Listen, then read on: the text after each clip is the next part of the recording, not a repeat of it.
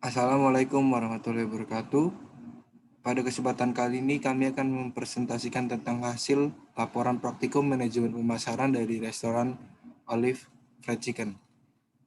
Untuk anggota kelompok, saya sendiri, Pandu Galdi Rifai, dan rekan saya, Andika Putra.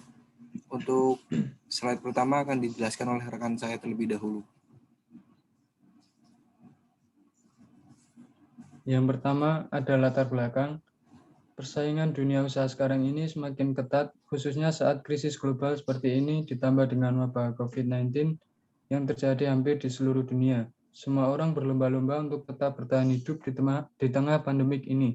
Perusahaan tidak saja dituntut untuk melakukan efisiensi, namun juga dapat memiliki keunggulan kompetitif yang sangat jelas.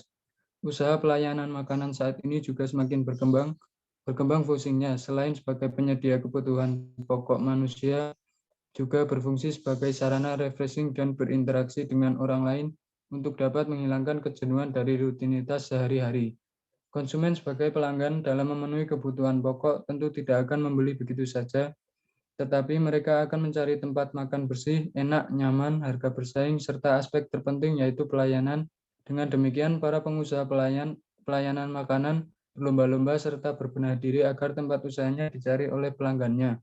Hal ini kemudian dimanfaatkan oleh orang yang mempunyai jiwa bisnis tinggi sebagai lahan usaha, sehingga muncullah usaha tersebut. Next.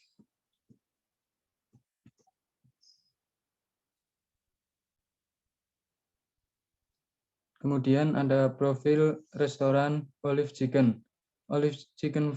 Olive Fried Chicken didirikan oleh sepasang suami istri yang bernama Kunardi Sastrawijaya dan Aurora Sastra Rahayu. Olive Fried Chicken sendiri berdiri pada tahun 2012.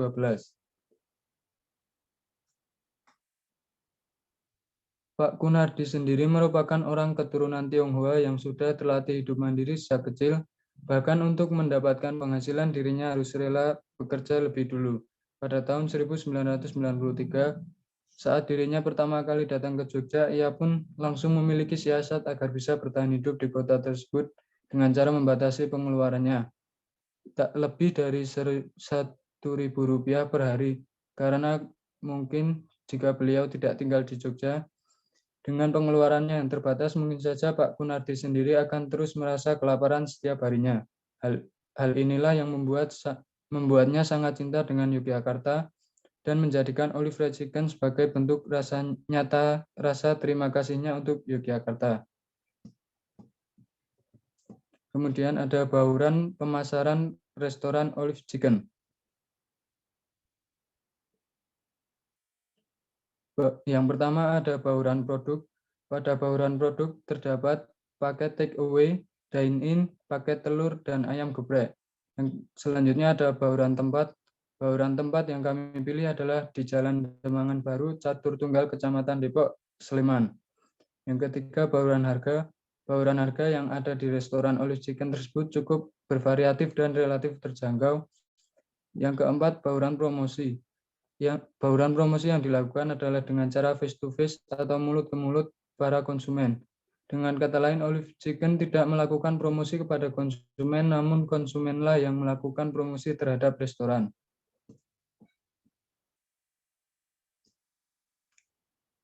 Berikut adalah bauran produk dan bauran harga yang disediakan restoran Olive Chicken. Next.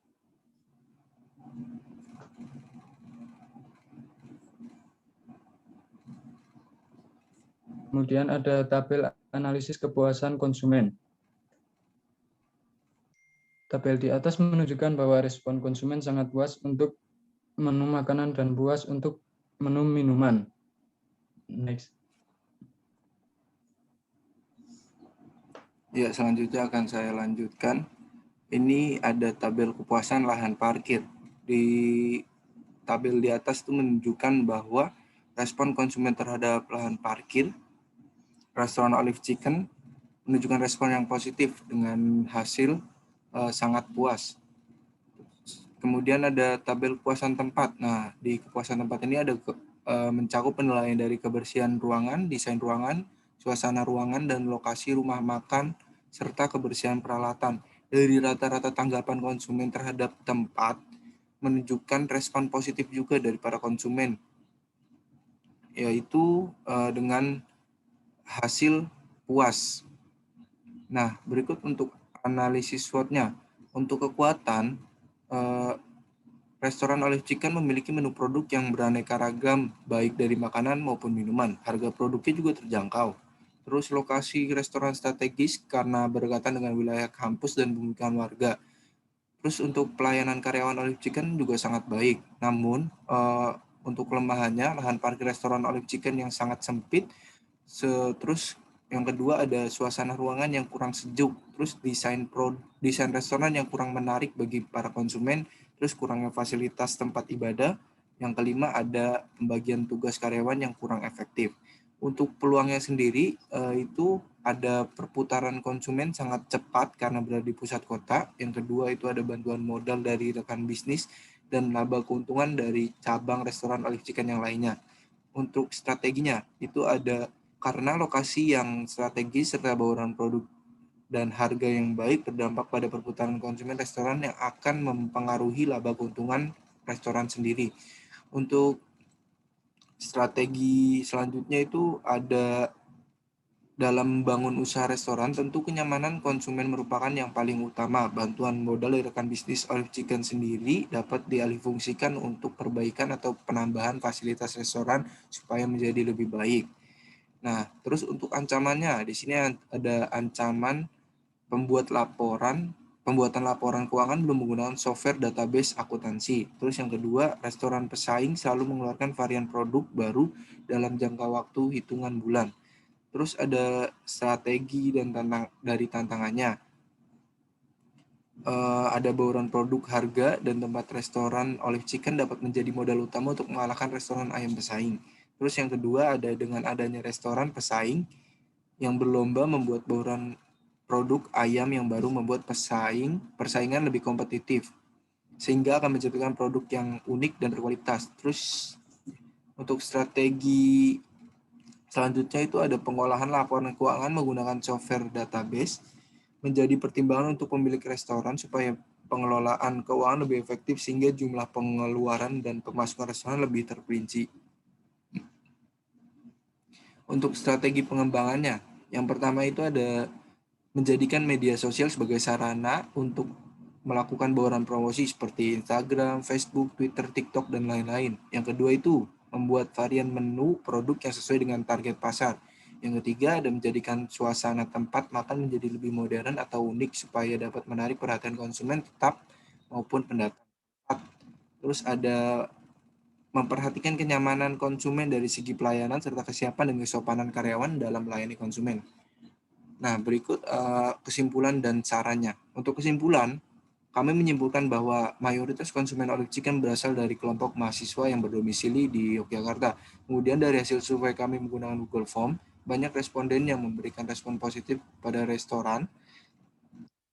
Sementara untuk strategi pemasaran yang dilakukan restoran Olive Chicken sudah sangat baik. Terlebih untuk kemajuan restoran itu sendiri.